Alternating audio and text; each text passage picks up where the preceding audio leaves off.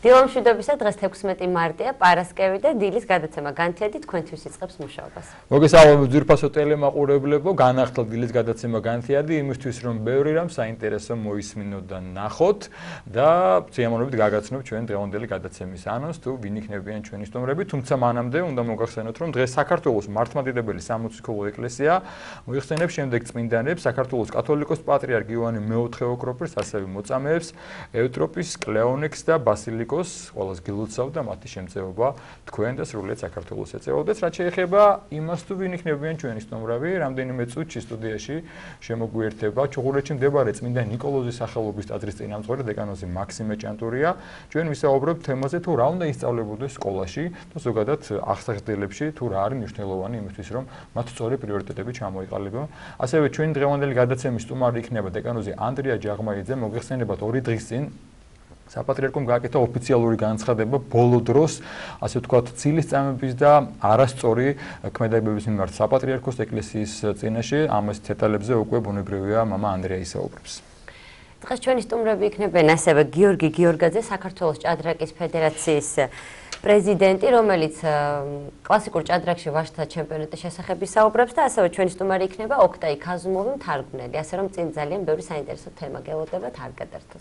დაიწყეთ დილა ჩვენთან ერთად, ახლა მცირე ვიდეო ჩანახატი და როგორც გითხარით, სულ რამდენიმე წუთში დეკანოზი მაქსიმე ჭანტურია შემოგვიერთება. დროებით.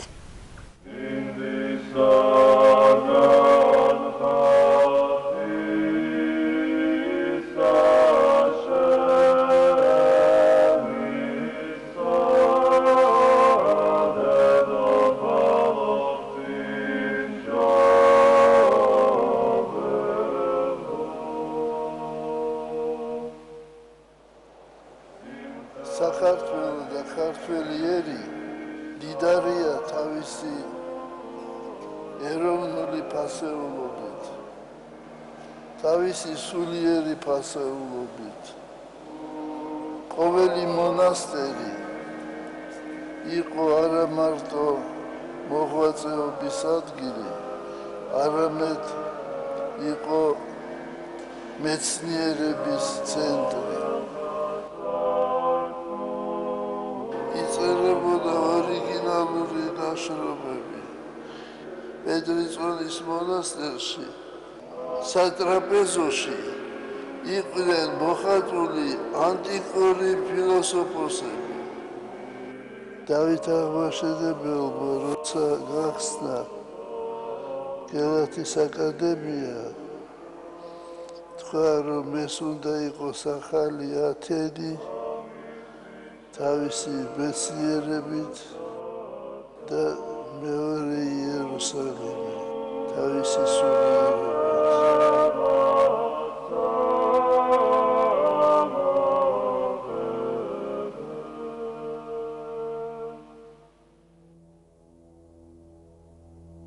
ჩვენ გამოიარეთ ძალიან მძიმე გზა.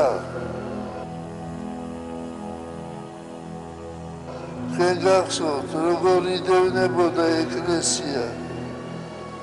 ეკლესიას აღარ ჰქონდა იმისი ძალა, რომ ამ დევნაში ეწერა და ემუშავა სამეცნიერო შრომებზე. და ამიტომ აი ეკლესიის საქმეს ჩვენი დიდი მეცნიერები აკეთებდნენ და თუ მეცნიერება დაეცემა საქართველოში, თვითონ ქართველი ხალხის დაეცემა.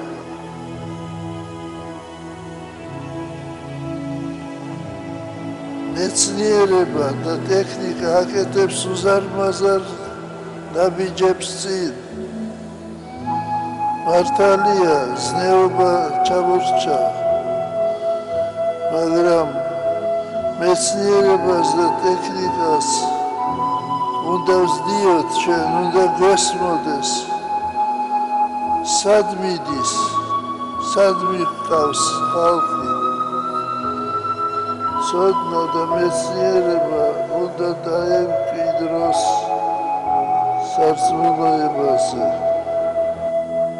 ადამიანი თუ განათლებულია ის მეტ პასუხისმგებლობას გრძნობს ღვთის წინაშე, სამშობლოს წინაშე, ოჯახის წინაშე. მხოლოდ მორწმუნე ადამიანი არის მონა ღვთისა და მორწმუნე და ცოდნე ადამიანი, განათლებული ადამიანი არის მეგობარი ღვთისა.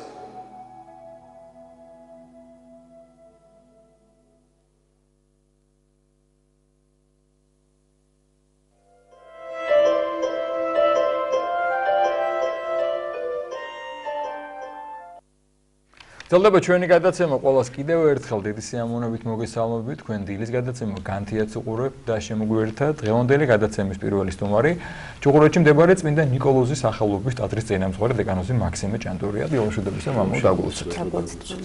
დიდი მადლობა მოგზაურობისთვის. მნიშვნელოვან თემაზე გვწევთ დღეს ვისაუბროთ, რაც პირდაპირ ეხება ჩვენს მომავალ თაობას, მოზარდებს და სწორედ ჩვენი საუბრის თემა განათლების საკითხი ახალგაზრდებში. რა უნდა ისწავლებოდეს სკოლებში, რა უნდა იყოს პრიორიტეტი, როგორ უნდა მივაწოდოთ ახალგაზრდებს, რომ განათლება ერთგვარად იყოს შედეგიანიც და სწორად წარმართული, იმიტომ რომ ჩვენ მოგვისმენია, რომ განათლებული ადამიანი არის კარგიც, მაგრამ საშიშიც გააჩნია, როგორ იღებს განათლებას და რაში იყენებს შემდგომ განათლებას. რა თქმა უნდა, ესე ვთქვათ, განათლება არის ჩვენი მთავარი პრიორიტეტი. მე ვფიქრობ, ყველა ნორმალური ქვეყანა აღორძინებას იწვევს განათლების სისტემის მოგვარებით, რომ ესე ვთქვათ, კონცეფციის, ჯანსაღი კონცეფციის შემუშავებით და მისი განხორციელებით. და ძალიან ბევრ თანხაზდებს ამისთვის და ასე ვთქვათ, ვფიქრობ, რომ უფრო მეტი საზრუნავი, მithumetet ჩვენი ტიპის ქვეყანას, რომელსაც ახალი ცხოვრება დაეწყო საბჭოთა რეალობის მოწყდა, ვფიქრობ, რომ ეს არის ყველაზე დიდი პრიორიტეტი დღევანდელ დროში. Ну, ჩვენ ახლა იმ კუთხით ვისაუბრებთ, რაც ქვია, ესე ვთქვათ, თეოლოგიური განათლება, ამას გავუსვამ ხაზს, იმიტომ რომ ვფიქრობ, რომ საერთოდ მიმაჩნია და ამას ნებისმიერი აუდიტორიის წინაშე ვიტყვი, რომ თეოლოგიური განათლების გარეშე განათლება საერთოდ არასრულყოფილი. იმიტომ რომ თეოლოგია არის ის სფერო განათლების, რომელიც სრულყოფს ცოდნას, როგორც აი ჩვენი დიდი ღვთისმეტყველები წანებდნენ, წმენა ავსებს ცოდნას. იმიტომ ცოდნას აქვს ადამიანურ გონებასა და გარკვეული წვდომის უნარი. იმის იქით ის ვერ მიდის. და რომ კარგად გამიგოს სპენელმა შემიძლია ვთქვა, რომ მეცნიერებაშიც კი ცოდნას ემატება რწმენა. არა ღმერთის, არამედ იმ სფეროს მიმართ, რაღაც, იმიტომ რომ იმის იქით ის დაფარულია. ის ესე ვთქვათ, არის მიუწვდომელი. მიკროში და მაკრო სფეროებშიც.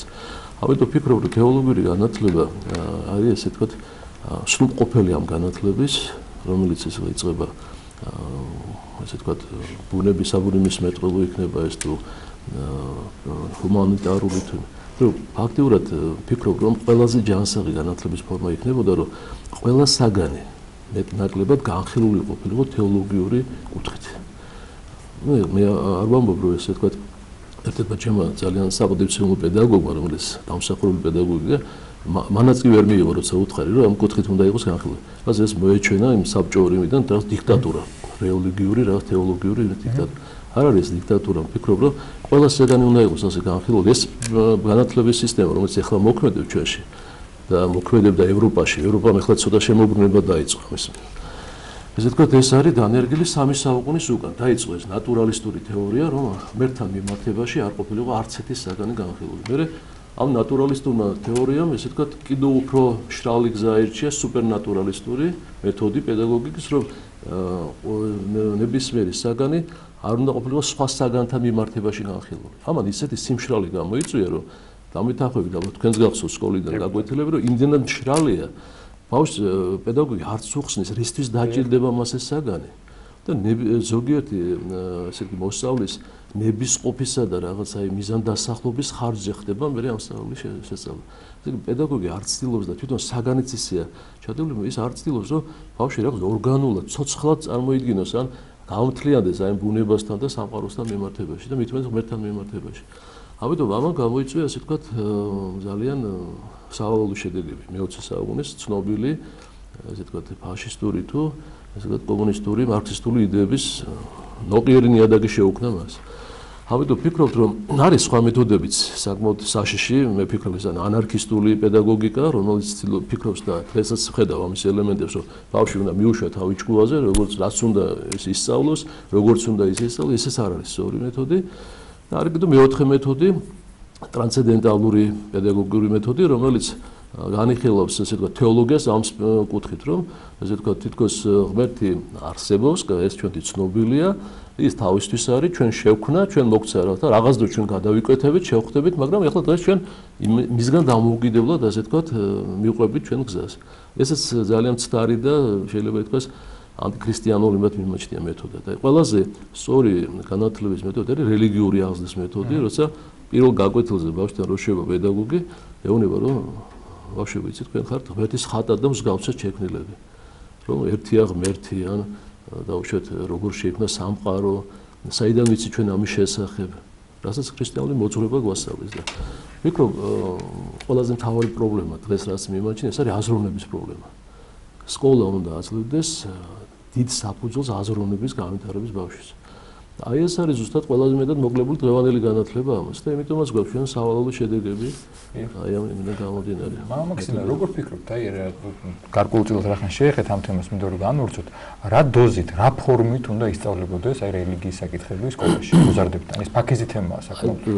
მე ასე ვფიქრობ, რომ რა თქმა უნდა იყოს ცალკე საგანიც ქრისტიან მოძღვრებას. მე მართალი გითხრათ, ცოტა არ იყოს მე თვითონაც არ მესმის კარგად რელიგიის სწავლება როგორი შეიქმნება, იმიტომ რომ ალბათ მაშინ ორი საგანი უნდა იყოს, ერთი რელიგიების საერთოდ ისტორია და მეორე უნდა იყოს ქრისტიანული მოძღვრება.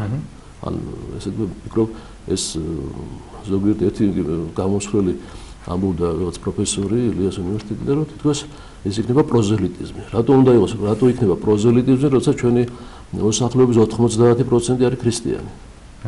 მონათლული ჯვარს იწერს, სახლებს აკურთხებს, ინათლება, ესე ვთქვათ, მთლიანად ქრისტიანია და რატო არის პროზელიტიზმი იქნებოდა მაშინ, როდესაც ეს თუ არაქრისტიანულ ქვეყანაში. ქვეყანაში, რომელსაც აქვს 20 საუკუნოვანი ისტორია ქრისტიანობის, რომელიც ქვეყანა, რომელსაც მოციქულია ნამყოფი, ქვეყანა, რომელსაც ამდენი სიწმინდეები აქვს, მისი ისტორია, მთელი ქართული ცხოვრება შეიძლება ითქვას დაკავშირებულია და ეკლესიასთან და რამდენი ღირსეული შვილი აღუზრდია სამშობლო თავდადებული ეკლესიას. როგორ შეიძლება რომ ასეთ ქვეყანას უწოდო და ასეთ მოსახლეობის მიმართ ასეთ რელიგიურ განათლებას, თეოლოგიურ განათლებას უწოდო პროზელიტიზმი. ეს არ მესმის ადამიანს. ეს იმაჩნია იყო სოფიზმად, სიტყვების თამაშად, რომელიც ჭეშმარიტებას აცხადებს, მალავს ფიქრობ. მამა, ახლა დაიწყო საუბარი იმაზე, რომ უნდა აღდგეს სკოლებში რელიგიის ისტორიის სწავლება. თქვენ როგორ ფიქრობთ, ვინ უნდა იყვნენ პედაგოგები? მე ვფიქრობ, რომ პედაგოგები უნდა იყვნენ თეოლოგიური განათლების კვალიფიციური პიროვნებები. მე ვფიქრობ, მინიმუმ ბაკალავრიატი მაინც უნდა ქონდეთ დამთავრებული თეოლოგიური განათლების. ამას გარდა ვფიქრობ, მათ უნდა ქონდეთ გარკვეული, ასე ვთქვათ, პედაგოგიური გამოცდილება, ნიჭი ამისა. არ შეიძლება ნებისმიერმა ასწავლოს, ალბათ ამაზე ამ განათლების სამინისტრო ეკლესიასთან ერთად განიხილავს ამ საკითხს. და ამასთან ერთად მე ვფიქრობ, რომ ამის ასე ვთქვათ, ამასთან ერთად ვფიქრობ, რომ ამ მასში შეზღუდვა არ უნდა ქონდეს არავის. ეს სასულიერო პირებმა რო ასწავლონ? ვფიქრობ, რატოც არ უნდა ასწავლოს სასულიერო პირებმა, თუ მათ აქვს შესაბამისი განათლება და კვალიფიკაცია. ყველა სასულიერო პირმა შეიძლება ვერ შეძლოს ეს და არც ის სურვებს თვითონაც პატიოსანი, სინდისერი ადამიანი, რომელსაც არ აქვს ამის გამოცდილება, არც ის სურვებს ამას და ვერც მოიცლის ბევრი სასულიერო პირი ამისათვის, მაგრამ ვისაც შესაბამისი განათლება აქვს, მე ვფიქრობ, რატომაც არ უნდა გააკეთოს ამგლე დიაკვნობაში, როცა მეტი დრო აქვს დიაკვანს შედარებით და მით უმეტეს თუ ნატო სტანდარტებით სამხედრო მაშინ სანაწილებში არიან მოძღვრები და მათ სახელმწიფო უხდის ხელფას, რატო არ შეიძლება რომ ეკლესიებში, სკოლებში იყვნენ. მით უმეტეს თუ ევროპის ყველა ქვეყანაში სასულიეროს აქვს უფლება შევიდეს სკოლებში. ჩვენ ახლა ევროპელებზე უფრო მეტი დემოკრატები ვართ თუ განმანათლებლებია, მე ვერ ხვდები ამას. იმიტომ რომ ფინეთი, ავსტრია, გერმანია, ყველა ქვეყანაში თუ მას სპეციალური განათლება აქვს და კვალიფიკაცია აქვს, არავის არ უშლიან ამას იმ კონტექსტში ასწავლოს, ესე ვთქვათ, ქრისტიანული მოძღვრება, რომელი ესე ვთქვათ, ეკლესია არის გაბატონებული იმ ქვეყანაში. თან გავითვალისწინოთ, რომ აქ საგანზე, რომელიც შეიძლება აღდგეს, არის რელიგიების ისტორიაზე საუბარი. რელიგიების ისტორია, ანუ ეს გამიჯნული უნდა იყოს ქრისტიანული რელიგიას ცალკე სასულიერო პირი უნდა ასწავლიდეს დაუშვათ. მე ვფიქრობ ესეც თუ მას აქვს კვალიფიკაცია რატომ უნდა ასწავლიდეს, მაგრამ აქაც მე ვფიქრობ რომ ეს რელიგიების ისტორიაც გარკვეული იმით უნდა იყოს, ასე ვთქვათ, რაც კოეფიციენტი დოზით, იმით რომ რომელი რელიგიას და რომელი ეკლესიას უფრო მეტი ის აქვს, ასე ვთქვათ, პრივილეგია, ან ისტორია ყველაფერი. რა თქმა უნდა. ისტორიის არ ცოდნა იცოს ყველა პრობლემას, მე ვფიქრობ, ეკლესიაშიც და ქვეყანაშიც და მაქსიმუმ და ასევე თქვენ ახსენეთ განათლება, კვალიფიკაცია ძალიან მნიშვნელოვანია. შესაძლოა ადამიანს ქონდეს განათლება, მაგრამ არ ქონდეს პედაგოგიური ნიჭი, დიპლომატია. აი რა ფორმით უნდა იყოს? ალბათ ეს ძალიან მნიშვნელოვანია მოზარდს ბავშვს როგორ მიაწოდებ ამას. აუცილებლად და მე მაგ პირადად მაქვს ეს გამოცდილება 1990 წლიდან ვასწავლედი სკოლებში, სოფლის სამ სკოლაში, ერთი ქალაქის სკოლაში, პატრიოტული მოტივით, ასე ვთქვათ, ყოველგვარი ანაზღაურების გარეშე. ამიტომ მაქვს ეს გამოცდილება, უბრალოდ მე თვითონ მივხვდი, რომ როცა სასულიერო აკადემია დავამთავრე, ჩემი გაკვეთილება იყო მაშინ სრულყოფილი შედარებით. ვიდრე მანამდე, როცა სწავლის პროცესში ვიყავ. ამიტომ პედაგოგიური იგი უნდა იყოს, ასე ვთქვათ, გამოცდილება უნდა ქონდეს, ნიჭიც უნდა ქონდეს და თან არ უნდა იყოს ეს საგანი, ისე არ უნდა ასწავლოს, რომ ასე ვთქვათ, აი ზეპირობა მოთხოვოს, რაღაცა ნიშნები დაუწერო. მე ვფიქრობ, ყველაზე კარგი ფორმა, აი თვითონაც მე ასე ვაკეთებდი და ეხლაც მრევლთან ვაკეთებ, აი მრევლთან მოსწავლეებთან ერთად ვზივარ და ვკითხულობ წინ და ერთად ვჯელობთ ამ თემაზე. ეს არ არის პატარა ინფორმაცია. როცა ერთად იმჯელებენ კვირაში ერთჯერ ან ორჯერ რაღაც თემებზე, ეს ძალიან საინტერესოა. ბავშვებს აინტერესებს, რა არის სიცოცხლე, რა არის სიკვდილი, საიდან გაჩნდნენ, რა არის მომავალი პერსპექტივა. ხო წარმოიდგინეთ ეს ყველა ბავშვს აწუხებს. მე პირადად მაწუხებ და ყოველთვის და ამის გარეშე და ეს არის ფაქტობრივად სულიერი შიმშილი. ჩვენ ახლა ჩვენი მოსწავლეები და ჩვენი მომავალი თავად დავტოვეთ ერთი 15 წელი, მგონი თუ 13 წელი არა სამოღებულია, დავტოვეთ მშიერი. იმიტომ რომ აი ფაქტობრივად მშობლების და თუ ახლა ეკლესიასთან რაღაც შეღება აქვს, საკვირაო სკოლასთან, თუ აი დიდი ნაწილი ჩვენი მოსწავლეებისა გაიზარდნენ, ეხლა ერთი პატარა თაობა 13 წლის განმავლობაში ამ ინფორმაციის გარეშე. მე ვფიქრობ ეს ძალიან დიდი ცუდი საქმე გავაკეთეთ ჩვენ. სწორედ ამის გამოძახილია ალბათ ის, რომ ამ კომპიუტერულ თამაშებში ისე აქტიურად არიან ეს ბავშვები ჩართულები, რომ ძალიან ცუდად მთავრდებათ მე. მოიტყვიან, მე ეს ცარიელი არჩება, რაღაცა ავსებს, სფეროს ავსებს. მე მახსენდება აი კომპიუტერული თამაშებიც, რატოა რომ ყველაზე ცუდი რაც არის ამ კომპიუტერში, მე ვფიქრობ ეს ართმევს ახალგაზრდას დროს. დროს რომელზეც უნდა განვითარდეს და მრავალმხრივ უნდა განვითარდეს.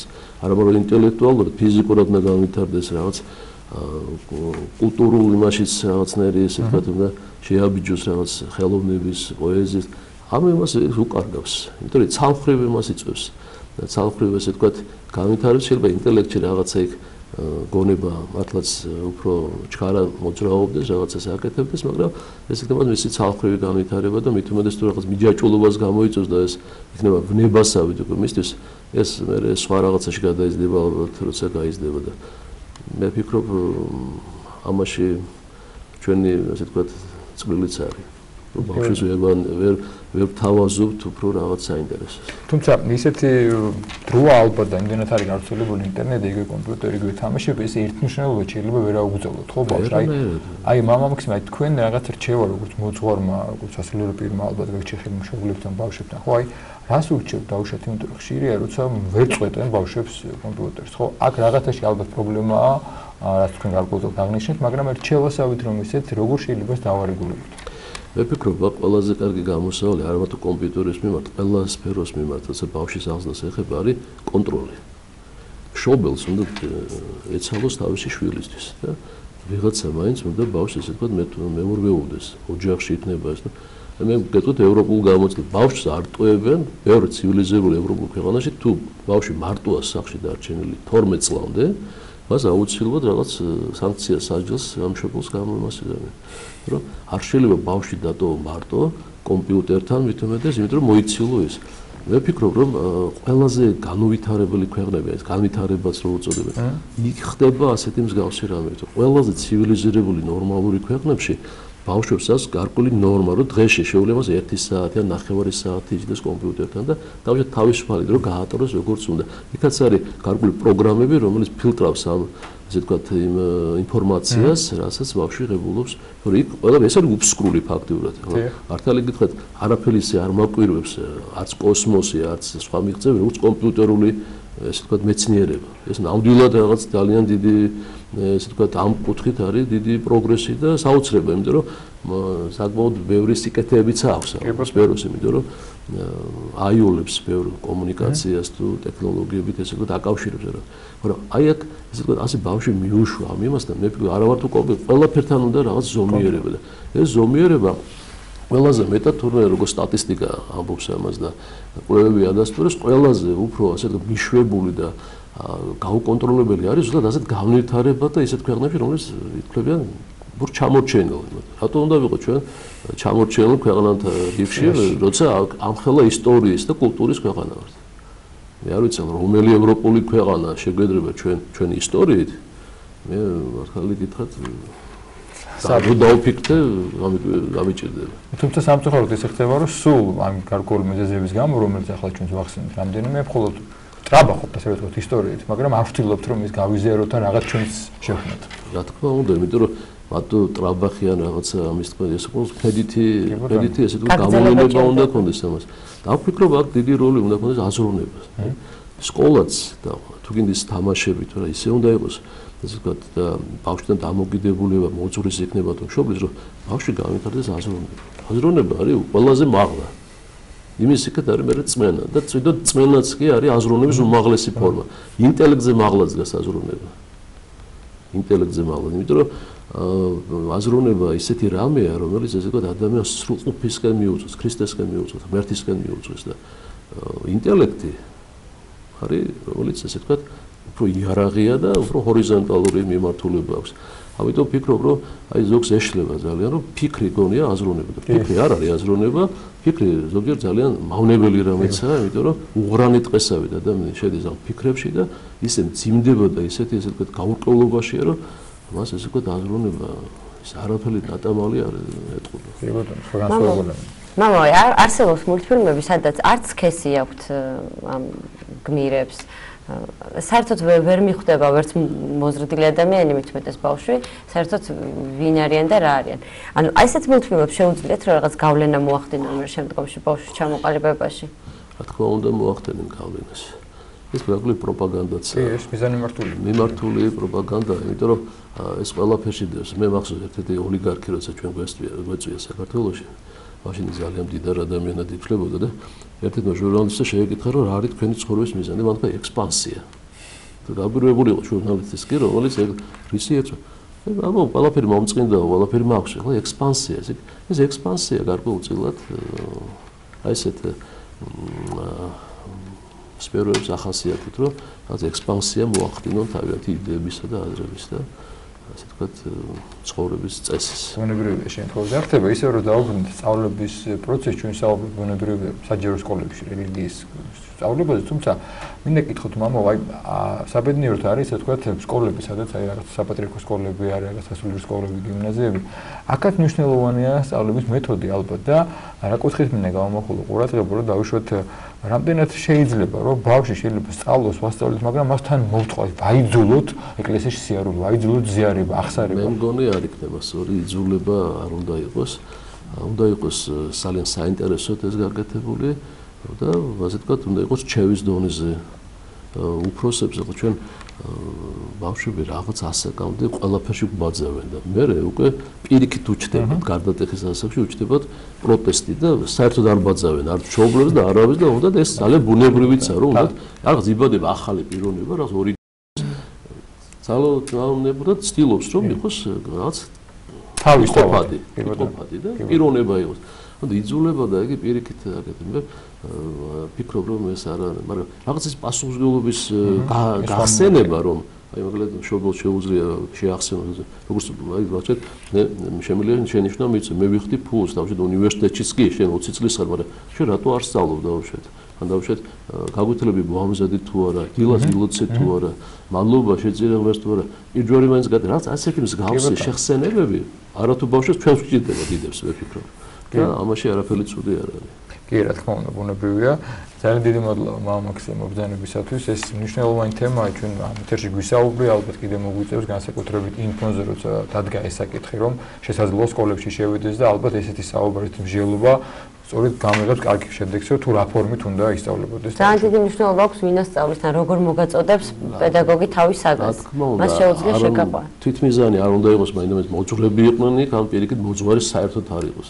თუ ის კვალიფიცირებულია, რატომ არ უნდა იყოს და ვინც არის კვალიფიცირებული პედაგოგი, მან დაასწავლოს. და როგორ ფიქრობთ, თუ არ უნდა მოხდეს როგორი გადამზადება დაუშვათ? გადამზადებაც უნდა მოხდეს, აუცილებლად რა თქმა უნდა. მე ვფიქრობ, ახლა აი ჩვენი სასულე აკადემიური სემინარები ამზადებენ სამ კვალიფიცირებულ სპეციალისტებს. უნივერსიტეტშიც არის თეოლოგიური ფაკულტეტი, სხვაგვარად არის. მე ვფიქრობ, რომ ჩვენი ესე ვთქვათ დიპლომები აღიარებულია ყველგან შეუულიათ, არა μόνο საქართველოს სხვაგანაც შეუულიათ ამ დიპლომების სარგებლობა. რატომაც არა, ჩემი სტუდენტები ძალიან კარგი სტუდენტები არიან. მათ შესანიშნავად შეუულიათ ყველაფერი გააკეთონ. ძალიან დიდი მადლობა მამაქსიმ მობრძანებისთვის, შეგახსენებთ თემაზე განათლების საკითხი ახალგაზრდებში რელიგიების სწავლებაზე. გვესაუბრებოდა დეკანოზი მაქსიმე ჭანტურია.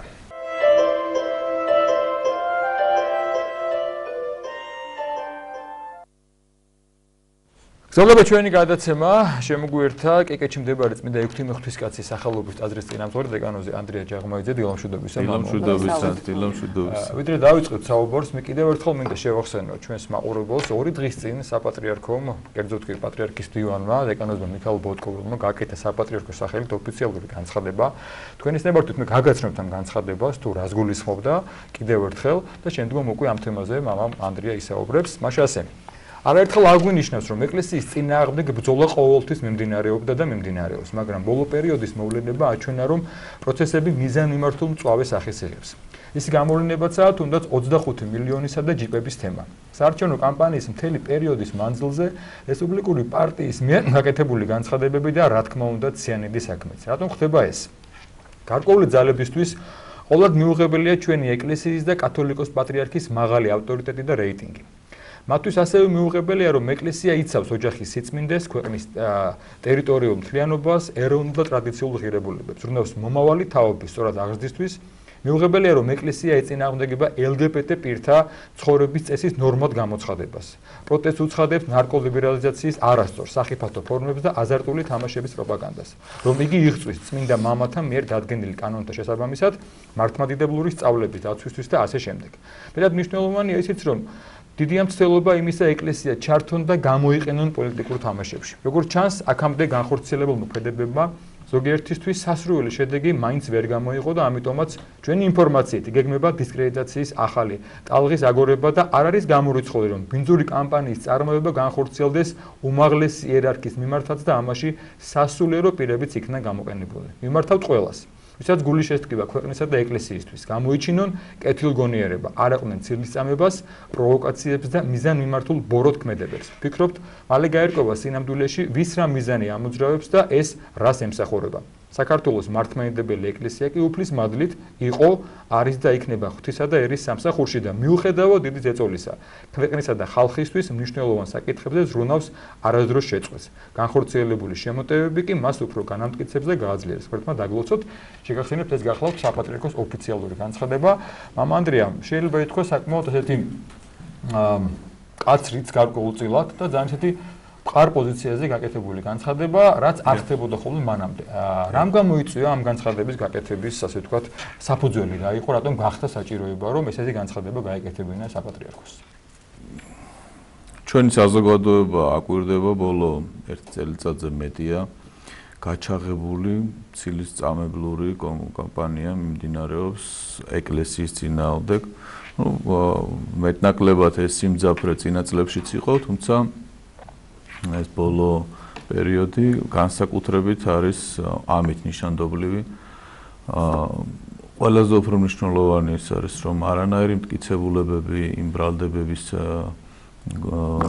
საფუძველში არ დევს, მთელი აი ამ ხნის განმავლობაში ვისმინეთ მრავალმხრივი ბრალდებები თავად მის უწმინდესობაზეც იყო ძალიან ბევრი ცილისწამებები და ეკლესია მოთმინებით ელოდა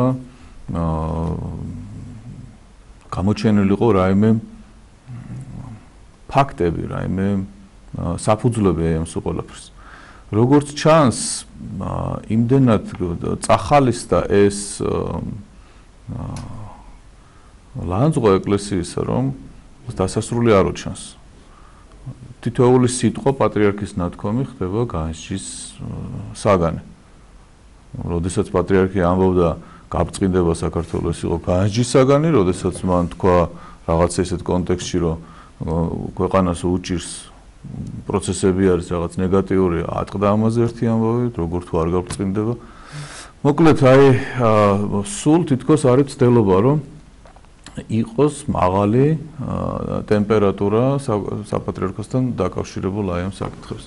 მე ვფიქრობ, ხშირად არის ხოლმე. ეს პირველი და ახალი ამბავი არ არის. ეკლესიაზე ყოველთვის ხდებოდა რაღაც თავდასხმა, მაგრამ ეკლესია ამას ყოველთვის უფრო მორჩილად იღებდა ხოლმე ეს თავდასხმებს, მაგრამ აი ახლა რატომ გახდა საჭირო, რომ უფრო გააქტიურდეს და საპასუხო ნაბიჯები გადადგას? ძალიან ხშირად ხდება ხოლმე ისე, რომ ჯანსაღი ადამიანიც აი ამ ინფორმაციის გავრცელების დღევანდელ პირობებში ჯანსაღ ადამიანსაც შეიძლება შეეშალოს და რაღაცა ინფორმაცია სწორად ვერ გაიგოს, ან აყვეს რაღაცას, ეს ეკლესიის შვილები არიან, ეკლესია ზრუნავს მათზე გულის შესტკივა, ამიტომ არ ჩქარობს ეკლესია ხოლმე, რომ რაღაცა პასუხი თავისი სიმძაფრით გასცეს ამ ადამიანებს. თითქოს აძლევს რაღაცა დროს მოსაფიქრებელს, რომ რაღაც დასკვნების გაკეთების საშუალება მიეცეთ მათ, თუმცა აი ეს პერიოდი, ეს ბოლო წელიწად ნახევარი დაახლოებით საკმაოდ დრო იყო იმისათვის, რომ გამოკვეთილიყო ვის შესწევს ამის უნარი, რომ რაღაცა ჭეშმარიტებას ჩაწვდეს და ზოგიერთი ჩანს უბრალოდ, რომ მიზანმიმართულად ამას აკეთებს. ამიტომ ალბათ დადგა დრო, რომ ეკლესიამ აღარ მიუშვას ასე უპასუხოდ ბევრი რამ. გეტყვით, რომ ზოგადად ეკლესიას მართებს და აკეთებს კიდევაც ამას.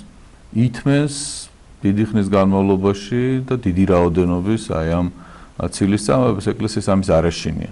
ეს განცხადება უფრო არის მიმართული მისი მრევლისადმი, რომელიც ყოველთვის სწორად ვერ გებულობს ამდენ დუმილს. ჩვენ შეხვედრები ბოლო პერიოდში შეხვედრები ქონდა სამღვდელოებასთან, ქორეპისკოპოსებს პატრიარქის მოსაყდრეს შეხვდნენ მცხეთა-თბილისის სამღვდელოება და გრძელდება ეს შეხვედრები, ნაწილ-ნაწილ ხერ ხდება მათი მოწვევა და იქ ჩვენ დავინახეთ მოძღვრების მხრიდან, რომ ისინი თხოვლობენ ამ პასუხებს.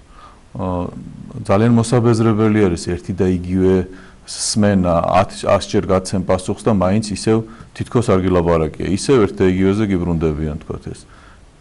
რაც არის წერილში ნახსენები, ხო, 25 მილიონი რა გახდა ახლა ეს 25 მილიონი ბევრჯერ ავხსენით, რომ საჯარო ინფორმაცია სად იხარჯება ეს 25 მილიონი. საჯარო ინფორმაცია აბსოლუტურად. 2 დღის წინ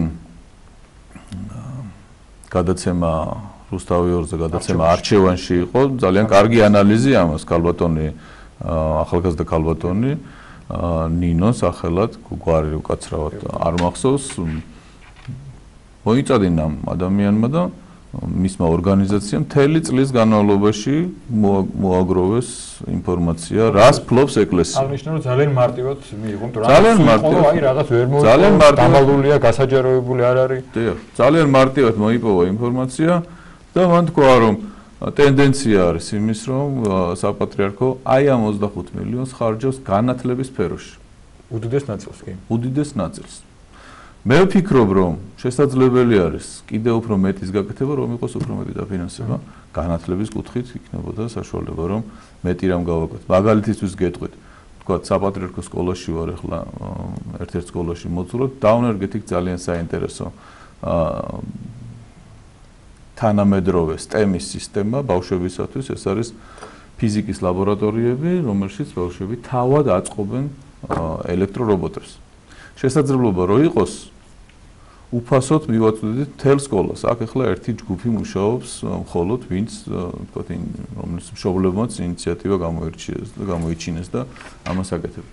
რომ იყოს დაფინანსება, ამ ბავშვებს ექნებოდათ სრულიად უფასოდ თანამედროვე, აი რაც ამერიკის, იაპონიის სკოლებში თითქმის 20 წელია უკვე მიმდინარეობს აი ესეთი ლაბორატორიები. დიახ.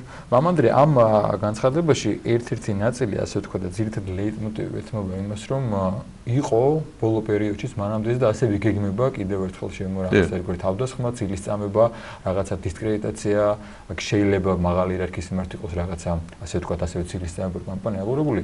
როგორ ფიქრობთ, აი რას ემსახურება ეს, რომ მოხდეს დისკრედიტაცია საპატრიარქოსი, თუნდაც მისი უწმინდესობის, სამღვდელოების, ეკლესიის ზოგადად?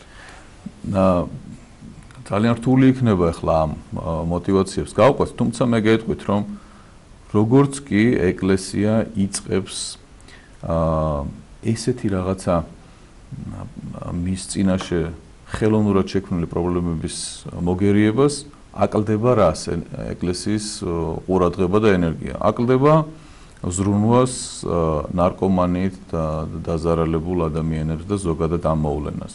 აზარტული თამაშებით, ესე იგი, გაუბედურებულ ოჯახებს და სკოლებში რელიგიის შეტანაზე მუშაობთ, რელიგიის ელემენტის შეტანაზე მოგეხსენებათ ყველას, ამას უნდა მოაკლდეს ენერგია. ჩვენ დაწყებული გვაქვს საუბარი დანაშაულის პრევენციაზე არასრულ ზონებში. ამას მუშაობა ჭირდება აი ამ სულ ყველაფერს და ჩვენ ამ დროს უნდა ვიაროთ და პასუხი უნდა ვცეთ რაღაც აბსურდულ ბრალდებებს. გესმით? აქ გარკვეული ადამიანები ალბათ არიან დაინტერესებული იმით, რომ ეკლესია თავისი ფუნქცია ვერ შეასრულოს, რომ ეკლესია იყოს ჩამოშორდეს ამ საქმეებს. თითქოს და რაღაც ეს არგუმენტები მოყავთ. ამ რაც შეეხება აი ამ ძვირადღირებულ მანქანებს, შესაძლოა ჩვენ გავაკეთოთ ორგანიზება და რომელიმე ავტორიტეტულ ორგანიზაციას ვთხოვოთ სოციალური კვლევა ჩაატაროს, რა ნიშას იკავებენ სასულიერო პირები ჩვენს საზოგადოებაში, ეკონომიურად და სოციალურად. და შევაფასოთ მათი ქონები. თქვენ წარმოიდგინეთ ახლა საუბარი როდესაც არის ეკლესიაზე, აქ იგულისხმება არა მარტო თბილისის სამღვდელოება, თუმცა თბილისის სამღვდელოებაშიც ხო აი თითოეული მაყურებელი იხსენებს ალბათ რამდენ მღვდელს გაიხსენებს, ვისაც ყავს ძვირადღირებული ეს ჯიპი, ხო? ეს რაღაცა დღევანდელი მასმედიის პირობებში ძალიან იოლი არის ერთი სიტყვა აქციო რაღაცა მთელ კონცეპტად, ხო? ამიტომ ეს სრულიად გამოგონილი, სრულიად ტყუილი კამპანიაა, რომ სამღვდელოება ცხოვრობს სიმდიდრეში. თვიდან თვემდე მღვდლებს არ ყოფნით ესე იგი ოჯახის შესანახი სახსრები და რაიონში მე ვიცი მღვდლები, რომელიც ყანაში სხვასთან დაქირავებულ მუშებად მუშაობენ იმისათვის, რომ რაღაცა გასამსჯელო მიიღო. და სასულიერო პირები ისევე ცხოვრობენ როგორც ერი. ეს გარკვეულ ისიც ყველას არა, ეპისკოპოსების რაღაცა ნაწილს შეიძლება ყავდეს ძვირადღირებული მანქანა, იმიტომ რომ ეპისკოპოსებს უწევთ ძალიან ბევრი მოძრაობა, უწევთ ისეთ რაიონებში მოძრაობა, სადაც ეს არა საკუთარი შემოსავლით ამას ბრეული დაუშვოთ წირავს. ჩუქნიან, დიახ, ჩუქნიან. აი იმ კვლევამ აჩვენა, რომ 25 მილიონიდან არაფერი არ ეხარჯება კერძო ინტერესებში, არაფერი. არც მანქანები, არც ბინები და არც ხელფასები იქიდან არ ურიგდება სამღვდელოებას. ეს არის პირდაპირ გაწერილი, ეგზავნება საპატრიარქოდან ფინანსთა სამინისტროს აი ეს გაწერილი ანგარიშები, სად უნდა ჩაერიცხოს ფული და ირიცხება ხელფასებზე და საგანმანათლებლო აი ამ დაწესებულებებში. ბევრს უკვე სხვათა შორის, როცა ამაზე არის ხოლმე საუბარი და ასევე ამბობენ, რომ 25 მილიონის ზევით კიდე ცდილობს ბევრი ეპისკოპოსი მღვდელი სასულიერო მოიძიოს თანხა, რომ იგივე უფრო მეტი გააკეთოს, იმიტომ რომ ეს 25 მილიონი უცებ ნათქვამი ძალიან ჩანს, მაგრამ სტატისტიკურად რო ავიღოთ რეალურად ძალიან ცოტაც კი. აი გეტყვით ახლა თქვა ვატიკანის ბიუჯეტი არის 300 მილიონი დოლარი და მისი ბანკი მართავს 4 მილიარდ დოლარს აი ამ რესურსს შედარებისათვის ვამბობ უბრალოდ მე ვფიქრობ, რომ სპორტში ძალიან დიდი თანხა უნდა იხარჯებოდეს იმაზე მეტი რაც არის, მაგრამ შედარებისთვის ვამბობ 25 მილიონი არის ჭადრაკის ფედერაციისათვის მთელი წლის ბიუჯეტი. რა გახდა ახლა 25 მილიონზე ამდენი ლაპარაკი ეკლესიასთან დაკავშირებით? კარგად ჟღერს უბრალოდ 25 მილიონი რაღაც. თითო ადამიანისთვის კარგად ჟღერს, ჩვენ რომ ეს გადავიანგარიშოთ 47 ეპარქიაზე და გავყოთ თვეებზე, გამოვა თვეში 40,000 ლარი. 40,000 ლარი. სრულად ეპარქიაზე. მთელ ეპარქიაზე. ამანდრია, ამ განცხადების შემდეგ ასე თქვა, გახდა 100 სხვადასხვაობა და გაშთა კითხვის ნიშნები ერთ-ერთ დეტალზე, როცა ითქვა, რომ იგეგმება, გვაქვს ინფორმაცია, კიდე მოხდეს რაღაც შემოტევა, მათ შორის მაღალი იერარქიის სასულიერო პირზე. ხო შეგვიძლია ვისაუბროთ ან რაღაცნაირად თქვენ თქვა გაქვთ პასუხი ამაზე, რა ვინ იგულისხმება და რა იგულისხმება და რის დაყრდნობით გააკეთა საპატრიარქოს განცხადება, ვინაიდან ამის ასე თქვა კითხვის ნიშნები საზოგადოებაში გაჩნდა. მათ შორის რამდენიმე პოლიტიკოსმაც ასე თქვა თავის ხასურელ კონტექსტში. ჩვენ ვისმინეთ ეს ბოლო პერიოდში, რომ რაღაც გაკეთდა განცხადებები, რომ თითქოს რაღაცა სენსაციური იციან, რაღაცა ენით აუწერელი რამ ინფორმაცია მოიპოვეს და ჩვენ ვამბობთ, რომ მოგვეცეთ ეს ინფორმაცია აი პირადად მე მომაწოდო, მე თვითონ დავდებ გავავრცელებ ამას. არ არსებობს არაფერი ინფორმაცია, რაც აქამდე არ გაჟღერებულა და რაც გაჟღერებულა იქიდან 90% არის სიცრუე და ცილის წამება.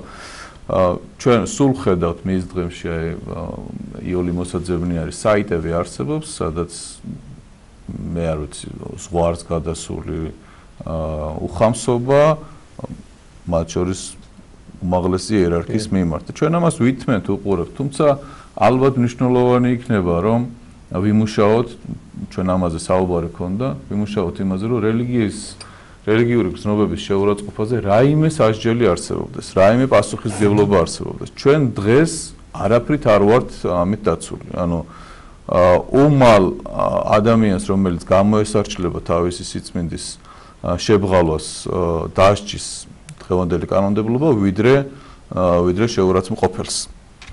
ვიდრე შეურაცხმყოფ. დღეს აი ესეთი მდგომარეობა აქვს. რამდენიმე მაგალითი შემიძლია გავიხსენო, ასეთი, როდესაც შეურაცხყოფის ჯვრის შეურაცხყოფისათვის გამოესარჩლენ, თქვა, აი ამ სიტუაციას გაზდები ზესტაფონში მოხდა გონი და დააკავეს ეს ახალგაზრდა.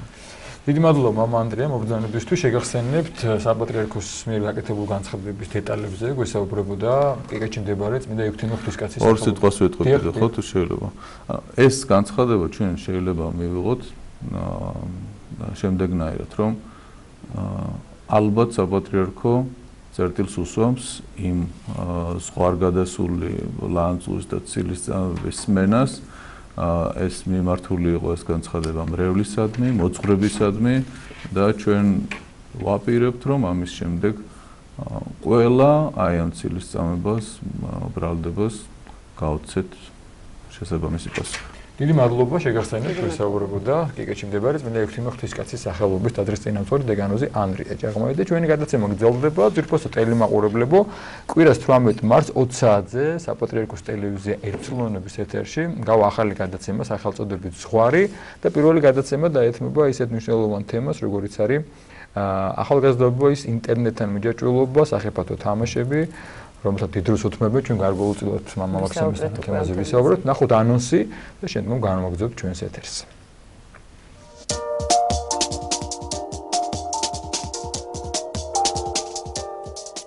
ინტერნეტი იმდენად შემოიჭრა ჩვენს ყოველდღიურ ცხოვრებაში, რომ ხშირად ზრდასრულ ადამიანსაც კი უჭირს გააკონტროლოს თუ დროის რა ნაწილს ატარებს ონლაინ სივრცეში, რა ვირტუალური საფრთხეები არსებობს მოზარდებისთვის. შემაშფოთებელი სტატისტიკა. დაღუპული და დასახიჩრებული ბავშვები. თვითმხილველი. ჩვენ მრევლში მოხდა ეს შემთხვევა და ჩვენი მრევლის სიგნის კითხველის ბავშვი გადმოხდა მეხუთე სართულიდან 11 წლის გოგონა. ფსიქოლოგი. მაგალითად იყო შემთხვევა, რომელიც ამბობს, რომ მე მიკავშირდებოდნენ უკვე ტელეფონზე და ძალიან მეშინოდა. ტელეფონი მითითებული აქვს ხშირ შემთხვევაში ძალიან ადვილი ადამიანის პირადი ინფორმაციის მოძიება. მოძღვარი. საზღვარგარეთ არის დადგენილი, რომ რამდენი ხანი შეიძლება კომპიუტერთან იჯდეს ბავშვი მოზარდ. გამოსავლის ძიება და კონკრეტული რჩევები. როგორც უკვე ვთქვით, პრობლემა საკმაოდ დიდია და ყველაზე მთავარი სახლში წასაღები გზავნილები რომ გავაჟღეროთ, თუ შეიძლება. მშობელმა რას უნდა მიაქციოს ყურადღება? მე მგონია რანაირი მეცნიერულადაც არ უნდა მიუდგეს. ძალიან მნიშვნელოვანია რომ ბავშვი გვიყურეთ.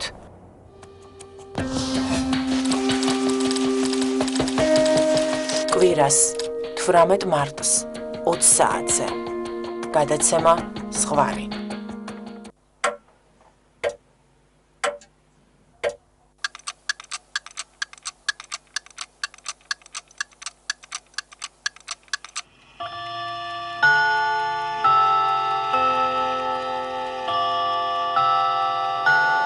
არის წარსული, აწმყო და მომავალი.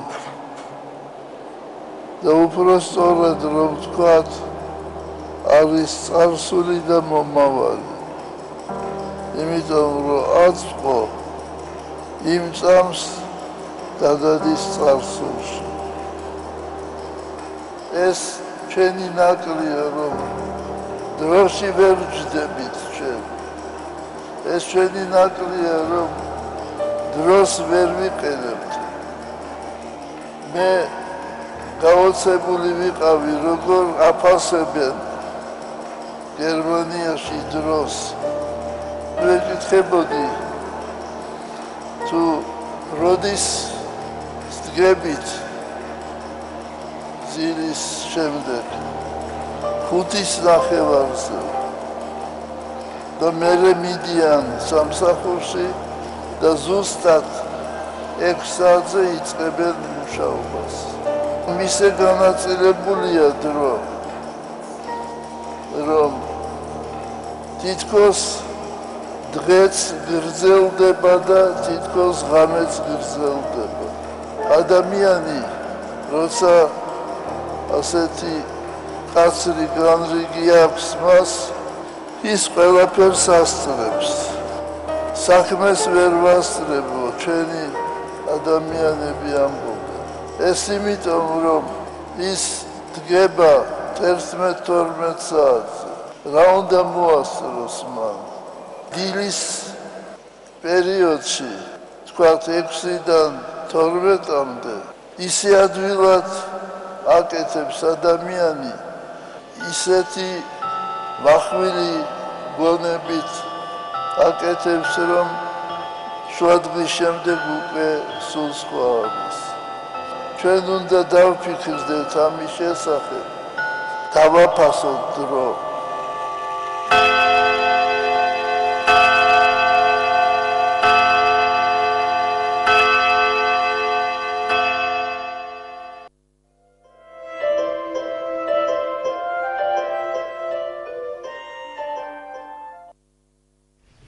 დავბრუნდით პირდაპირ ეთერში, შემოგვერთდა ჩვენი სტუდიის მომდევნო სტუმარი ბატონი გიორგი გიორგაძე, საქართველოს ჭადრაკის ფედერაციის პრეზიდენტი. მოგესალმებით ბატონო გიორგი, მადლობა სტუდიაში მობრძანებისთვის. დილამშვიდობისა. კლასიკურ ჭადრაკში ევროპის ვაჟთა ჩემპიონატი ბათუმში 16 მარტიდან დაიწყება, ხო? დღეიდან. აქტიურად კი. რო გითხრათ რა ჩემპიონატი იქნება ეს, ვინ მიიღებს მონაწილეობას, თუ ყავს უცხოელი სტუმრები? რა თქმა უნდა, 34 ქვეყანა ჩამოდის, ბათუმში უკვე დაწყებული არის სტუმრების მიღება. 34 ქვეყნის 620 მოჭადრაკე მიიღებს მონაწილეობას და მე მინდა ვთქვა, რომ ერთ-ერთი უძლიერესი ევროპის ჩემპიონატი იქნება, რადგანაც დაახლოებით 150 მოჭადრაკე არის 2600-იან რეიტინგზე მაღალი. ანუ 2600-ზე მაღალი ითვლება, რომ ძალიან მაღალი კლასის მოჭადრაკეები არიან.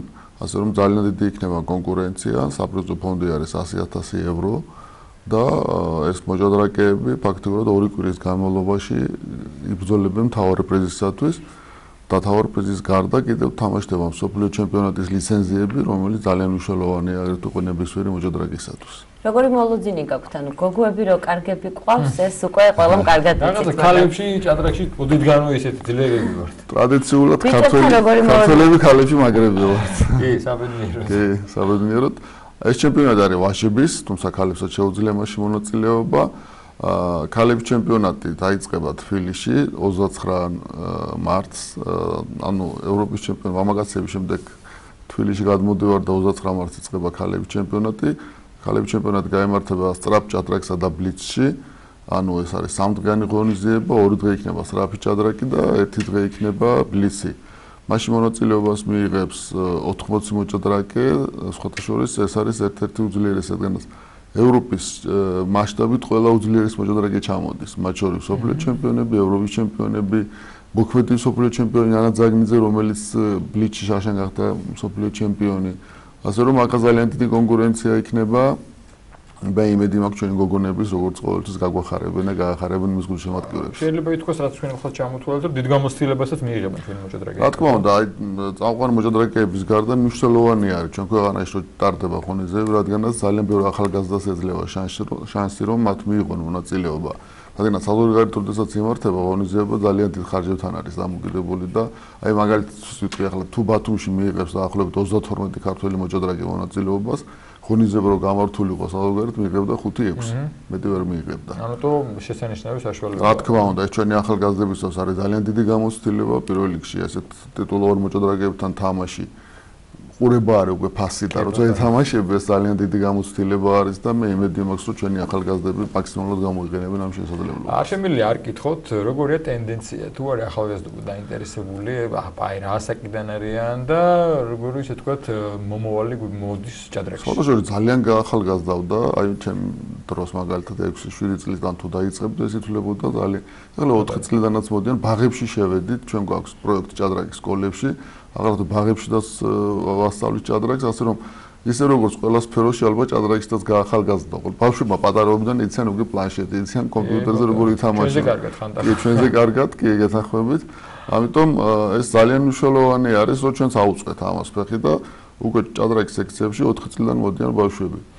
ჩაკში გქონდა ბავშვების ტურნირი და ძალიან სასაცილო მომენტი იყო. ერთი პატარა ბავშვი ვერ წვდებოდა დაბას და თავის ბალიშით მოდიოდა, ბალიში დაიდებდა, დაждდებოდა და მე თამაშობდა. ბოლოს აიღებდა ბალის, მიდიოდა. საინტერესო თვითონ ჭადრაკის ისტორია. ანუ იცით რა არის საინტერესო? აი როცა ამბობენ რომ ჭადრაკი არის სპორტი, ცოტა რაღაც ხო, ისეთი უცნაური დამოკიდებულება გიჩნდება. სპორტის ყოველთვის გონია რომ უფრო ფიზიკურ სიძლიერეს და მომზადებოდა.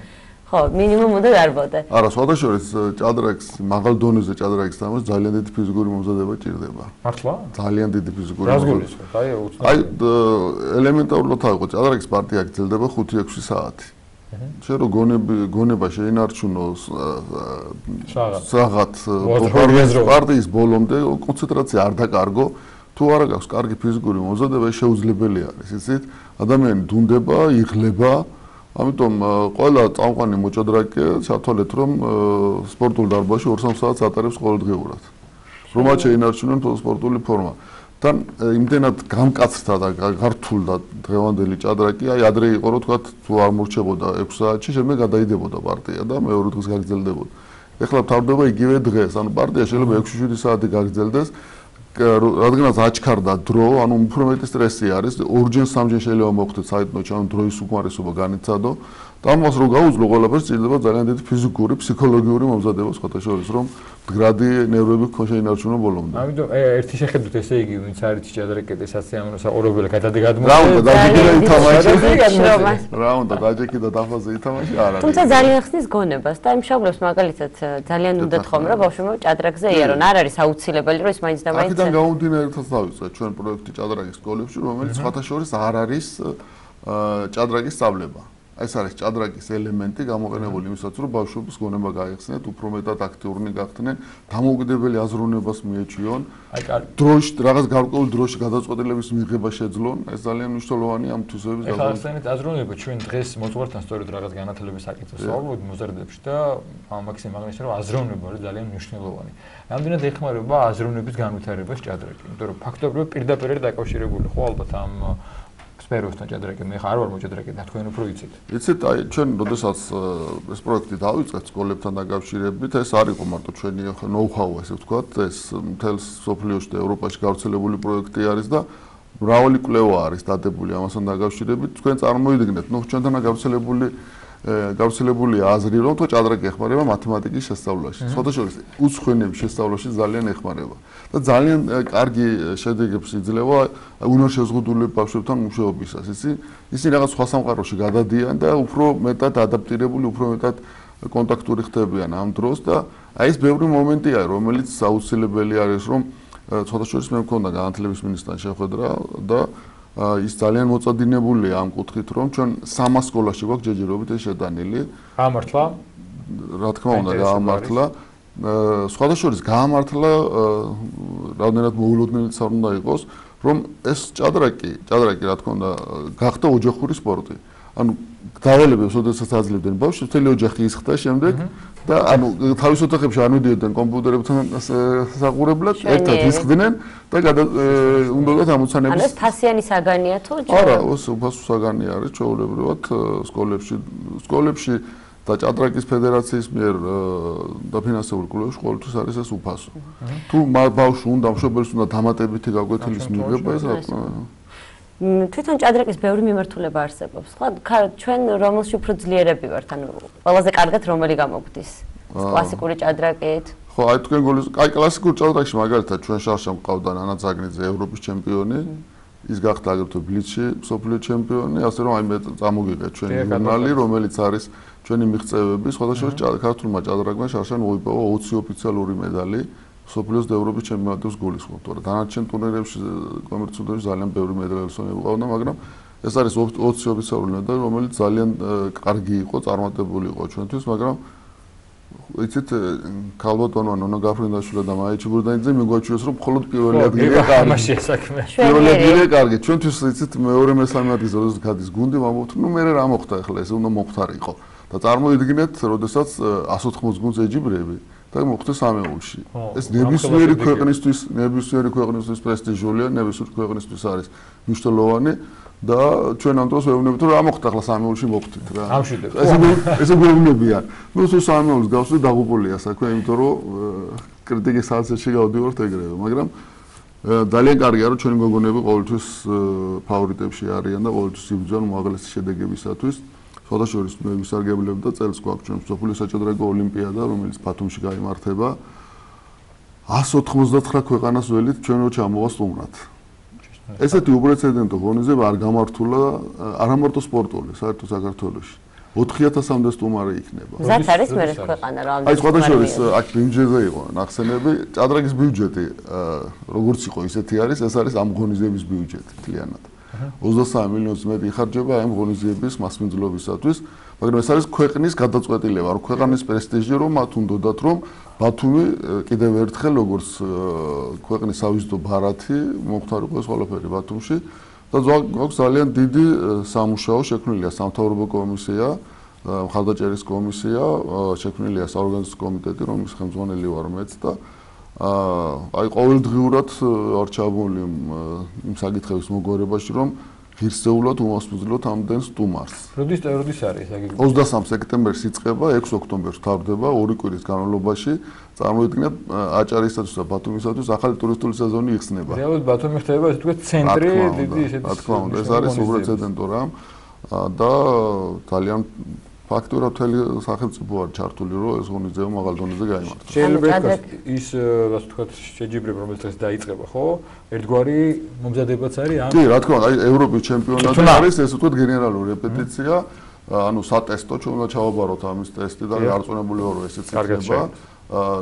ბათუმის სასტუმრო შერატონში გაიმართება თამაშები და მე ვიცი რომ ახლა მიმდინარეობს იქ საბოლოო მზადება და ამ ყველაფერი ფაქტიურად მოწესრიგებული არის და პირველი მნიშვნელოვანი ღონისძიება ოლიმპიადის წინ იქნება ეს ევროპის ჩემპიონატი. ანუ ფაქტობრივად ესე გამოდის, ხო, სეზონის დასაწყისში. დღეიდან იწყება.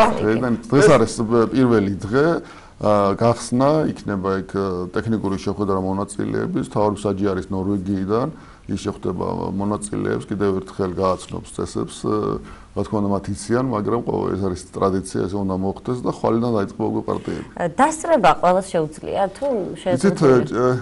რატომ არ არის ჭადრაკი იმდენად პოპულარი როგორც ფეხბურთი? არ არის სტადიონის სიტუაცია, ვერ დაეშვა, მაგრამ ჩვენი ტრიბუნები არის ინტერნეტი. ყველა პარტია გადის პირდაპირ ეთერში, ონლაინში. აი მაგალითად ოლიმპიადას ეყოლება 15 მილიონი მნახველი მსოფლიოში. აი ეს ძალიან მნიშვნელოვანი არის ჩვენთვის ყოველდღიურად ოლიმპიადას ყავს მილიონამდე მნახველი. ეს რო გადათვალოს შენ დღეებზე გამოდის 15 მილიონი მნახველი და წარმოიდგინეთ 15 მილიონი ადამიანი შედის ყოველდღიურად კიფავს ბათუმი 2018 ინტერნეტში რომ მოხდეს ბათუმში. და უყუროს მარკეტს. ჭადრაკი ტურიზმის განვითარებას ხელს უწყობს, როგორც მივხვდით, გარდაგონებრივი განვითარების. რა თქმა უნდა, ეს სპორტული ტურიზმი ძალიან პოპულარული ხდება ამ ბოლო დროს და მე ვთვლით, რომ ჭადრაკმა პირველი აგოიგო დადო ამ საქმეში. რადგანაც ეს მართლაც კიდევ ამბობ, ჩვენ სპეციალურად აივირჩიეთ სექტემბრის ბოლო, რომ ძირითადი ტურისტული სეზონი ყოფილიყო ჩავლილი და აჭარისთვის მიგვეცა შანსი რომ ახალი ტურისტული სეზონი გაიხსნა. ტურისტულ სეზონს იწყებ ჭადრაკით და ტურისტულ სეზონს ასრულებს ჭადრაკით. შესანიშნავია. წარმატებები უსურვოთ ჩვენს მონაწილეებს. აუცილებლად უსურვებთ წარმატებებს ყველას, ვინც იღებს მონაწილეობას, გამარჯვებას უსურვებთ. ჩვენ მზად ვართ რომ აი ბადეთ პირობა რომ აი ოლიმპიადისთვის მოხალხდა წინასწარ ვისაუბრებთ უკვე უფრო დეტალურად ამ მნიშვნელოვან ღონისძიებაზე. უღრმესი მადლობა შეგახსენებთ ჩვენი სტუმარი იყო გიორგი გიორგაძე, საქართველოს ჭადრაკის ფედერაციის პრეზიდენტი. დღეს კლასიკურ ჭადრაკში ევროპის ვაჟთა ჩემპიონატი იწყება ბათუმში და ამაზე ვსაუბრობთ და ზოგადად ჭადრაკზე. ახლა ქეთი ვაშაკიძის სიუჟეტის დროა, რომელმაც საკმაოდ საინტერესო რაღაც გადაიღო, მოდით ერთად ვნახოთ. ყველას ესმოდეს, ჩვენ თვით დავამსხვრევთ ჩვენს თავზე მოელვარე გვირგვინებს, როდესაც ვიხილავთ, რომ პირველი ნაპერწკალი ჩვენი კოცონისა მოკვდა სამუდამოდ. წერდა 1916 წელს პაოლო იაშვილი ცისფერ ყანწელთა მანიფესტში. ქართველი ერის ცნობიერებაში 22 ივლისი, მისი გარდაცვალების დღე, გახდა ეგრეთ წოდებული წითელი ტერორის სიმბოლო. ამ ემოციურ სიტყვებს ცისფერ ყანწელთა მკვლევარის ნინო ჩხიკვიშვილის ბიოგრაფიულ რომანში მე პაოლო ვარ ამოიკითხავთ.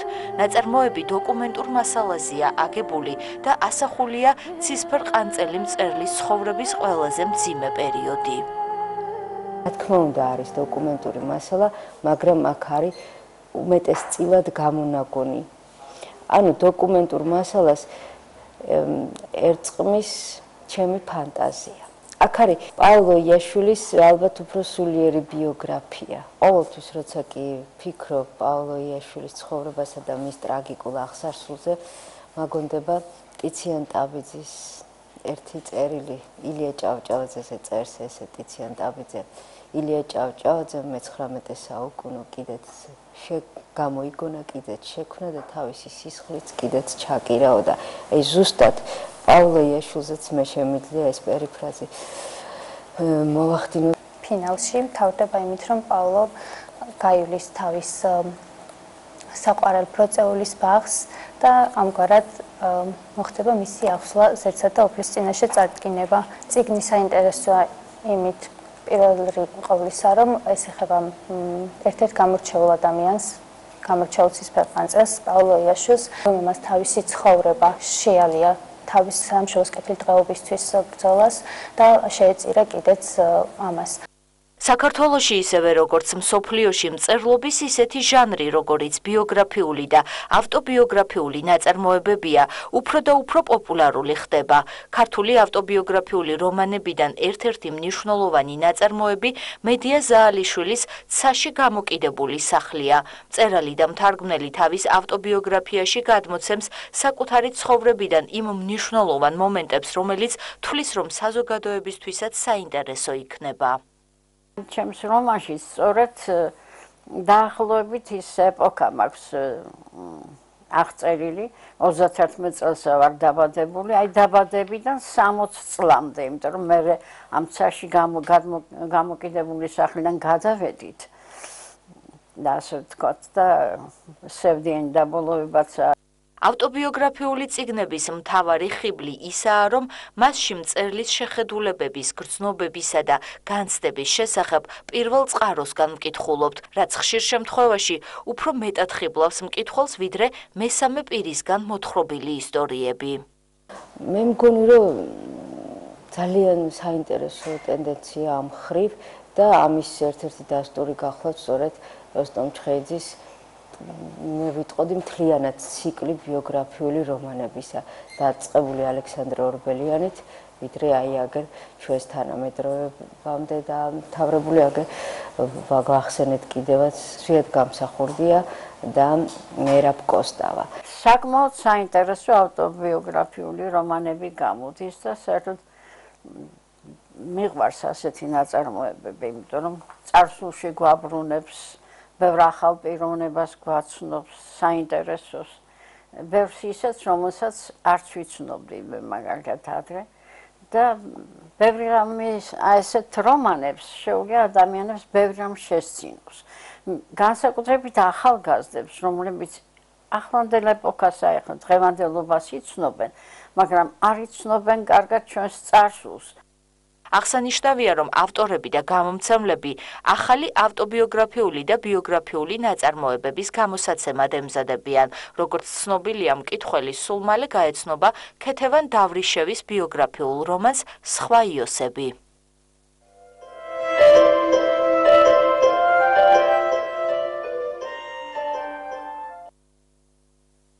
დაბრუნდით პირდაპირ ეთერში, შემოგვიერთდა მთარგმნელი ოქტაი ქაზუმოვი, მოგესალმებით.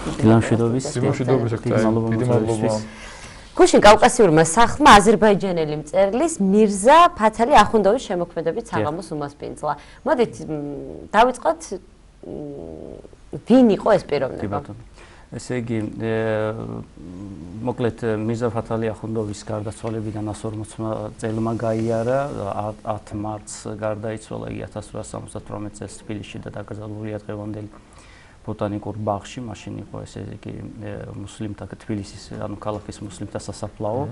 ეხლა არის შემორჩენილი ერთი კუთხე და მასთან ერთად მირზა შაფია დაკრძალული და ასე ვთქვათ აზერბაიჯანის მაშინ სახალხო დემოკრატიული რესპუბლიკის საგარეო საქმეთა მინისტრის, ესე იგი ფათალი ხანის საფლავის მანდარის. ესე იგი ეს ადამიანი პიროვნება, რომელიც დაიბადა 1912 წელს, მთლიანად მუსლიმურ აღმოსავლეთში არის მეტად მნიშვნელოვანი თვალსაზრისით, რომ იგი არის სწორედ ესე იგი ფაქტობრივად პირველი დრამატურგი, გარდა ამისა კრიტიკული აზროვნების დამნერგავი და კიდევ განმანათლებელი. ოღონდ განმანათლებელი პირველი არ არის, მას ყავდა ესე იგი ასე უფროსი მასწავლებელი მირზა შაფი, რომელმაც დიდი გავლენა მოახდინა მირზა ფათალის პიროვნების ჩამოყალიბებას.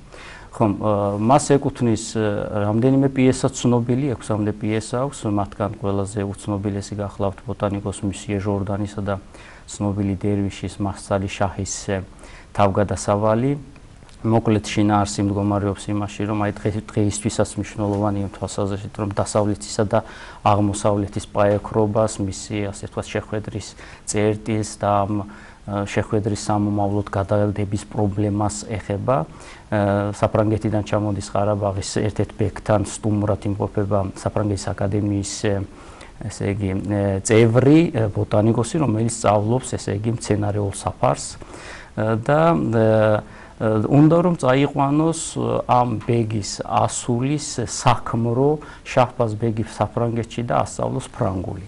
და ამ შაჰბაზ ბეგის საცოლე კიდევ ესმის და გაიგო და ნახარა სურათები პარიზელი ქალებისა ეჭვიანობს და უნდა რომ ჩაშალოს ეს მოგზაურობა, რადგან დანამდვილებით იცის რომ პარიზში თუ წავიდა შაჰბაზი, მერე უკან აღარ გამოიხედავს და ცოცხლად არ გამოუშვებენ მას ფრანგი ქალები. და მოიწვევენ ჯადოქარს, რომელმაც ესე იგი რაღაც წყევლა უნდა უწიოს ან მისიე ამ პარიზს, აქაც დიდი აღებ მიცემობა იმართება, ნუ შარაფნისა ხანუმი ამბობს, რომ ის შაჰბაზის ხელით მე ყვავილებს ატანდაო ჩემთანო და შვილივით უყვარვარ, მაგის სიკვდილს ვერ დაუშვებოდა. დედამისი კიდევ ამბობს ერთი ბრალეული კაცის გამო მთლიანად პარიზი როგორ ამოუწყვეტო ცოდვაში როგორ ჩავიდგას ფეხი, მაგრამ როგორია ფინალი ამ პიესის? ფინალი გახლავთ ისეთი, რომ ესე იგი დაწყევლის ამ პარიზს ეს მასწალი შაჰი და ამბავი ჩამოდის მისიე ჟორდანი მოდის რომ დიმაშ ბაღი მომდიო და მოკლედ განადგურდეს პარიზი და ვინ გაანადგურაო და არის დევებმა ალქაჯებმა და რაღაცებმაო და ესენი ნუ გაოცებულნი არიან არა თუმცა მოხდარა რევოლუცია და ეს რევოლუციის ამბავი რომელიც ერთი წლის წინ მოხდარა ერთი წლით ადრე და ჩამოუსწრო სწორედ იმ საღამოს ნუ ეხლა ეს შემოქმედებით ფანტაზიის ის გახლავთ და მოკლედ ჩაიშალა შაჰბაზის პარიზში წასვლის ამბავი, რაც ასე ვთქვათ სიმბოლურად გამოხატავს იმას, რომ აი დასავლეთისა და აღმოსავლეთის როგორც გითხრათ, აი ეს დიალოგი კიდევ ერთხელ გადაიდო სამომავლოდ და დღესაც ფაქტობრივად იმ ეპოქაში ვცხოვრობთ, როდესაც არის ჯახი ამ ორ კულტურულ თუ ცივილიზაციურ სივრცეს შორის. საინტერესოა მირზა ფათალი ახუნდოვის დამოკიდებულება საქართველოსთან, ქართველებთან და ასევე ქართველების იმ დროის მოღვაწეების ურთიერთობა მასთან. 1812 წლიდან მოყოლებული ლიდრევნის გარდაცვალებამდე იგი საქმიანობა და მოღვაწეობდა საქართველოში და მისი უფროსი მეგობარი და თვითონ მასწავლებლად მოიხსენიებს გახლდათ გიორგი ერისთავი, ქართველი დრამატურგი. მათი ნაწარმოებები იდგმებოდა სამოყვარულო სცენაზე, სანამ თეატრი შეიქმნებოდა თბილისში, ესე იგი, ერთად. ამაზე არის რუსი ერთი გრაფის, როგორ გითხრათ, შენიშვნა აღნიშნებით და საინტერესოა, რომ მისი პიესა ლენქორანის ხანის ვეზირი თარგმნა თვით აკაკი წერეთელმა და ის იდგმებოდა ეს პიესა, ესე იგი, ქართულ სცენაზე. აქედან გამომდინარე შეგვიძლია თამამად ვთქვათ, რომ ალბათ აკაკი წერეთელი პირველი მოღვაწეა, პირველი მთარგმნელია ქართულ-აზერბაიჯანულ ურთიერთობაში და ძალიან დიდი აუცილებლად რა თქმა უნდა. თქვენ როდის დაიწყეთ ამ მირზა ფათალის ნაწარმოებების თარგმნა? მე ესე იგი 2012 წელს მისი დაბადებიდან 200 წლის თავი აღინიშნა იუბილე და ამ საიუბილეო თარიღის აღსანიშნავად აზერბაიჯანის რესპუბლიკის საელჩოს დაკვეთით მე ვთარგმნე სწორედ ეს პიესა, რომელზეც მოგახსენეთ და გამომცემლობა, ესე იგი, ინტელექტმა გამოსცა იგი, ბილინგვალურია, ორენოვანი და ფიქრობ თლიანად მისი შემოქმედება არის სათარგმნი. ალბათ კარგი იქნება თუ მაგას ჩვენ წავუმძღვარეთ წინ აკაკი წერეთლის თარგმანსაც. ეს საყურადღებო არ უნდა ჩაიკარგოს. ერიგორ წინა სიტყვაობა წინაპირობად. ხო არ ფიქრობ, ახლა ხსენე რომ სათარგმნია მისი შემოქმედება, ხო არ ფიქრობ კიდე რამე თარგმანზე? აუცილებლად, რა თქმა უნდა, როგორც გითხრათ, სრული მისი პიესები, შემოქმედება, ასე ვთქვათ, ამ პიესების განხრით უნდა ამოიწუროს, იმიტომ რომ სათქმელი აქვს ძალიან ბევრი და იგი შეიძლება ითქვას ქალთა უფლებების პირველი დამცველია მამაკაცი. ჯერ კიდევ მე-13 საუკუნეში თან მუსლიმი დიახ, რა თქმა უნდა და მისი იდეები შემდგომ ძალიან კარგად განავითარეს, მაგალითად მირზა ჯალილ მამედხულიზადემ, რომელმაც 1906 წელს ომარ ფაიქ ნეიმანზადესთან ერთად თბილისში დაიწყო გამოცემა საყოველთაო ცნობილი, ესე იგი, ჟურნალის მოლა ნასრედინისა და ის არის, ასე ვთქვათ, მირზა ფათალი ახუნდოვის კრიტიკული სკოლის გამგრძელებელი. კერძოდ, ესე იგი, მირზა ფათალი ახუნდოვს კიდევ ჩვენ აუცილებლად არ უნდა დაუვიწყოთ გორის პედაგოგიურ სემინარიაში აზერბაიჯანულ-ენოვანი, მაშინ ესე იგი განყოფილების გახსნა. ამან ძალიან დიდი როლი ითამაშა შემდგომში თანამედროვე აზერბაიჯანული კულტურის ჩამოქმნის საქმეში, იმიტომ რომ ძალიან ბევრი და დიდი სახელები სწავლობდნენ გორის სემინარიაში და ფიქრობ აზერბაიჯანული კულტურისთვის ორ ქალაქს აქვს მეტად საქართველოში დიდი მნიშვნელობა ის გახლავთ თბილისი, რომელიც ამიერკავკასიის ცენტრი იყო მაშინ და მეორე განათლების სფეროში, ესე იგი ქალაქი გორი, შემდგომში გორიდან ამ ტერიტორიული სიშორის გამო ფილიალი გახსნეს დღევანდელ ქალაქ ყაზახში, საქართველოსთან მოსაზღვრე რაიონი გახლავთ და იქაც მე ცნობილი ხალხი სწავლობდა. დაახლოებით ბოდიში ხსიროსლა, დაახლოებით რამდენი მასია პიესაზე საუბარი? პიესა გახლავთ 6, რომელიც თითო პიესაში არის, ასე ვთქვათ, მხილებული ერის თითო მანკიერება შეგვიძლია, ასე ვთქვათ. აქვს ერთი ვრცელი მოთხრობა, მოტყუებული ვარსკვლავი, რომელიც ეძღვნება ვთქვათ შაჰაბას და სიუჟეტი გახლავთ ასეთი, რომ ვარსკვლავთ მრიცხველი ეუბნება, რომ ვიღაცა შენ მოკლავს და ორეულს მონახავენ და მოკლედ, ესე იგი, ორეული მოკვდება და შაჰაბას გარდაიცვალება. ანუ გადარჩება უბრალოდ. საინტერესო მის ნაწარმოებებში საქართველოს თუ ანახსენებელი. ის მხოლოდ ერთხელ საქართველოს ოღონდ ასეთი ფორმით გურიის სახელით მოიხსენიებს თავის განმანათლებლური ხასიათის ნაშრომში ქემალუდოულეს წერილები. ეს წერილებიც, ასე ვთქვათ, ნაკარნახევია მონტესკიეს სპარსული წერილების, ასე ვთქვათ, ერთგვარი მოდელია, რომელიც მან დაწერა სპარსულ ენაზე ირანისთვის და ირანელებისთვისაც მეტად მნიშვნელოვანია მირზა ფათალი ახუნდოვის შემოქმედება, იმიტომ რომ ფაქტობრივად დღეს რასაც აცხადებენ ირანის კულტურასთან, ცივილიზაციასთან დაკავშირებით, სწორედ ის ფაქტობრივად შეიძლება ითქვას, რომ დოკუმენტურად მან ასახა, იმიტომ რომ ის ხოტობას ასხამს ძველ სპარსულ კულტურას, ცივილიზაციას, სამართალს და ასე შემდეგ და მიაჩნია, რომ ისლამმა ერთგვარად დაწია უკან ეს თავის დროზე კულტურულად ჰეგემონი სამყარო. ის განიცდის გავლენას ვოლტერის, რომელიც კრიტიკულად იყო განწყობილი ქრისტიანობის მიმართ და ზუსტად აი ეს გადმოაქდა ისლამთან მიმართებაში, ზოგჯერ გადაჭარბებულად, ზოგჯერ ნამდვილად დამსახურებულად და სამართლიანად ეჭვი შეაქვს გარკვეულ პოსტულატებში. ხომ? რაც არ უნდა იყოს მისი პიროვნება არის ძალიან მნიშვნელოვანი და ფაქტობრივად სფერო არ დარჩა რომ არ ეთქვა თავისი სიტყვა. ერთ-ერთი ნოვატორიც არის ის ბატონი მირზაფათ ალი ახუნდოვი იმ თვალსაზრისით რომ პირველად მან წამოწია წინ დამწერლობის არაბულის ლათინურის შესვლასთან დაკავშირებით თურქულენოვან ხალხებში, იმიტომ რომ არაბული დამწერლობის გახლავთ კონსონანტური ხმოვნები ძალიან იშვიათობაა და თურქულს აქვს ესე იგი აზერბაიჯანულს თუნდაც 9 ხმოვანი შესაბამისად თვითონ პიესებს წერდა აზერბაიჯანულად სხვათა შორის ძალიან მედინი და ისეთი თემატურად მსუყე ენაც აქვს და თემების ძალიან კარგად აქვს შერჩეული, როგორც გითხარით უკვე მე-19 საუკუნის შუა წლებში, ხანებში უკვე დასავლეთისა და აღმოსავლეთის დაპირისპირებაზე წერს გულის ტკივილით, რა თქმა უნდა, დასავლეთის მომხრეა იგი იმთავითვე. ქემალუ დოზლეს წერილები დაწერა შეგნებულად სპარსულად, იმიტომ რომ ეს მიემართებოდა ირანს.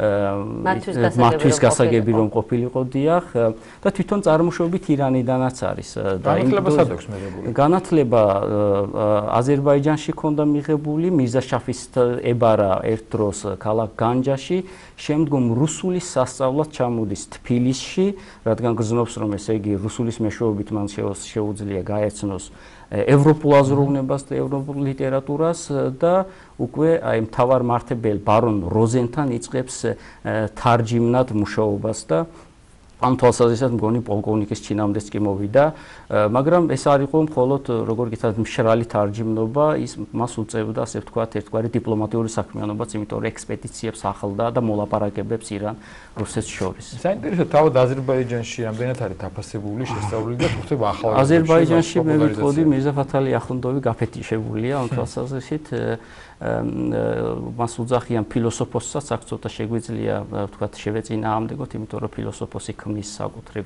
როგორ გითხრათ ცალკეულ დამოუკიდებელი ფილოსოფიურ სისტემას, ის არის განმანათლებელი მთელი თავისი არსით და მოცემულობით და ბოლომდე ინარჩუნებს ამ სულისკვეთებას. ანუ ის რომ დამოუკიდებელი რაღაც ფილოსოფიური სისტემა შეექმნა, მე ყოველ შემთხვევაში არ ვიზიარებ ამას. ფილოსოფიაში თუნდაც ჩემი მწირი გამოცდილებიდან გამომდინარეც, მაგრამ ამ აზრში არ ვარ მე ასე ვთქვათ მარტო.